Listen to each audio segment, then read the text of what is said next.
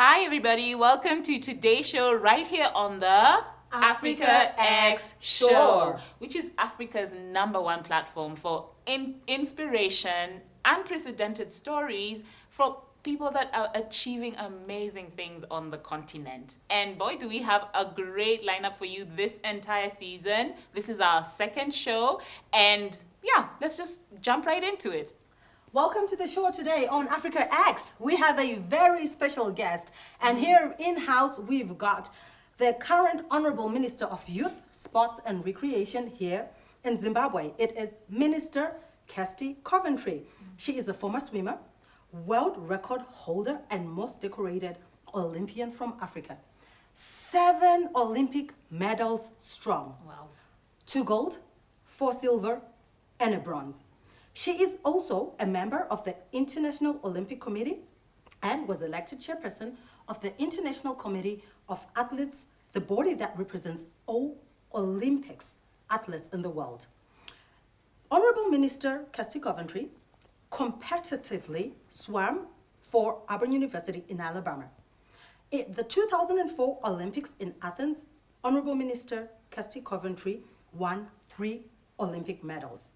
While at the 2008 Summer Olympics in Beijing, she won 4 medals, a gold and silver. She was subsequently the head of the Zimbabwe Olympic Committee, and former President Robert Mugabe referred to her as our national treasure, and I honestly think she is, and also called her the Golden Girl. Honorable Minister Kirsty Coventry retired in 2016 after her 5th Olympics, having won the joint most individual medals in women's swimming in Olympic history. Wow. Now, this year, you have been nominated a member of the Young Global Leaders of the World Economic Forum, top 100 in the world, pushing boundaries and changing this world. Beyond that, you've also become a mom. So we have a 3-timer here. An Olympian sportswoman, a minister, and a mother. Coming to it, Honorable Minister, how does one achieve so much? And you were not even 40. You are probably one of the youngest Olympians, youngest ministers. How did you do it? I had good team. I had good support. I think starting from growing up, my family was always very supportive of all the different things and crazy ideas that I wanted to do.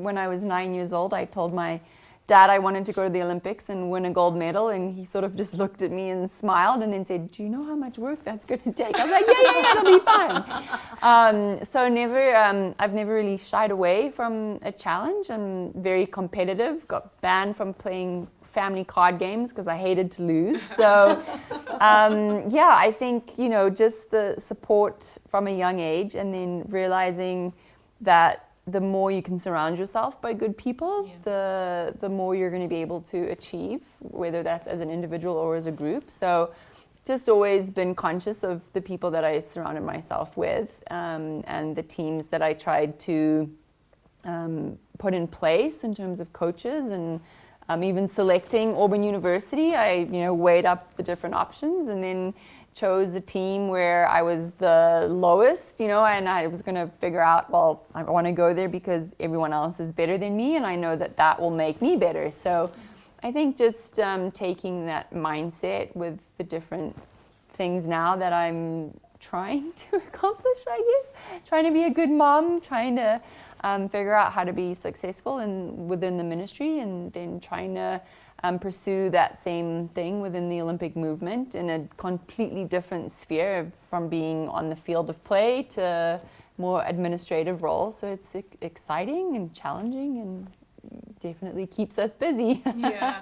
Incredible. So at the age of 9, and why swimming? Were you watching it on TV? How did you pick it up? What happened? So my mom and my granddad taught me how to swim when I was 18 months old, and I just loved the water. And then I joined my first club when I was 6. I got chosen to represent Zimbabwe when I was 11, but I was too young to travel, so I had to wait another year. And I loved it. It was at my sort of happy place. I was a very skinny, tall, lanky little kid, so I always got made fun of growing up. And swimming was sort of my sort of happy place. I could find my confidence, and I excelled in it. And again, I just loved it. It was something that just made me happy. So that's kind of how it all started. Wow, that's super phenomenal, because what you've told us is this really how you got started, and you know how having people around you just really has been the right type of people. Yeah. Has been a very large part of your success. Yeah, I think definitely. I think the people that you can surround yourself with, they're, you know, I had a coach who always would refer it to, if you buy a bag of apples and you have one bad apple, that apple is going to infect the rest, right? So if you can surround yourself by people who are upbeat and positive and can always choose to look at a situation, as difficult as it is, with some sort of positive mindset, you'll be able to overcome. So having those people, and my parents, I think instilling work ethic into my sister and I when we were younger, that what you reap is what you sow. So they were never pushy. It was never about dragging me to practice or dragging me to swimming or whatever it was. It was like, well, you said you wanted to achieve this at the end of the season. If you don't go, then that's your choice. And then, you know, so they always explained things to us in a way that you could make the decision for yourself. And yeah, we were always kids, and they knew that sometimes we were just being lazy and wanted to sit on the couch, and then they'd drag us off. But the majority of the time, it was just how they instilled that work ethic into us at a very young age. Wow, that is absolutely incredible. Now, you made individual success of this. Would you tell me, what do you think it will take to achieve widespread and scaled success across the sports domain in Africa, which is still largely underrepresented today? So again, I think it's going to be people coming together that have a purpose and really being able to do things intentionally. Because I think a lot of the time we in sport, and I'll use Zimbabwe as an example. Like, we are all big soccer fans, but our soccer over the last however many years hasn't really seen as much success. And so when we're looking at sport, I think being intentional and purposeful.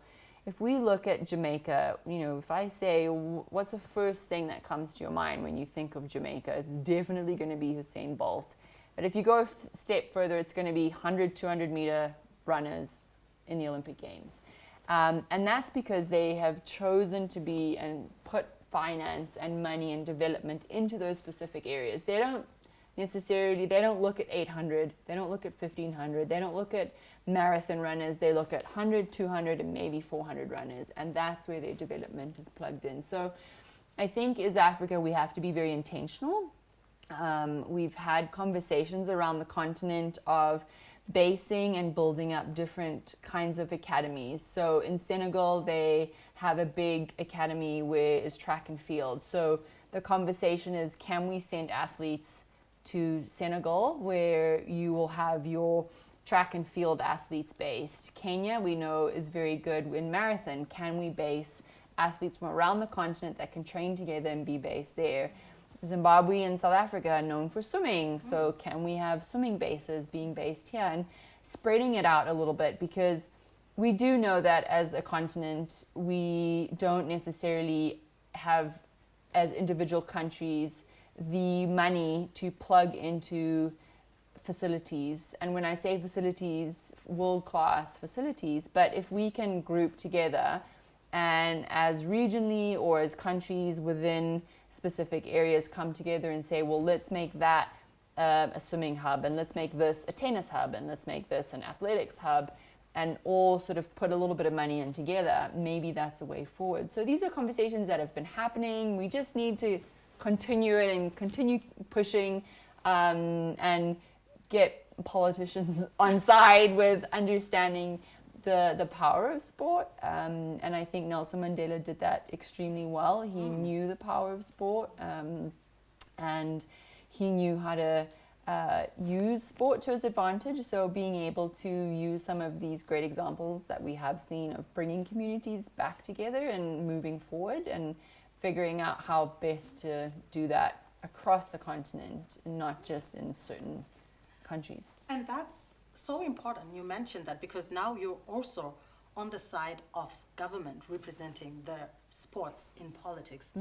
You still, though, are serving on the International Olympic Committee, not just as a member, but also as chairperson. How are you putting all of that together?